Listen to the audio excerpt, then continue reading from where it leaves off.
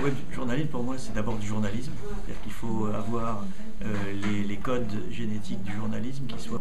Alors, le web journalisme, pour moi, c'est d'abord du journalisme. C'est-à-dire qu'il faut avoir les codes génétiques du journalisme qui soient professionnels ou déontologiques. Et il ne faut surtout pas les oublier. C'est-à-dire qu'il ne faut pas imaginer que quand on fait du web journalisme, on remet les compteurs à zéro sur tout.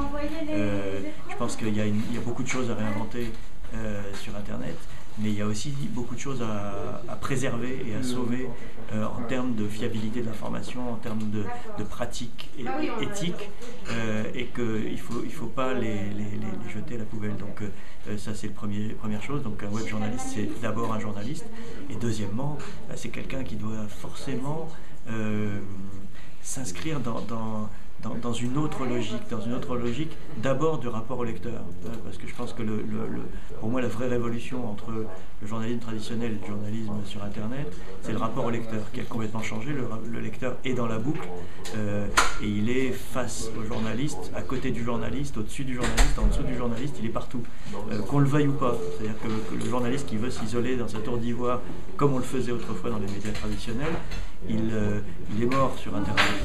Il est mort parce qu'il n'est pas dans le flux, il n'est pas dans le circuit. Donc pour moi, le web journaliste, c'est quelqu'un qui a à la fois une vraie pratique professionnelle solide, et c'est quelqu'un qui a su instaurer un rapport au lecteur différent.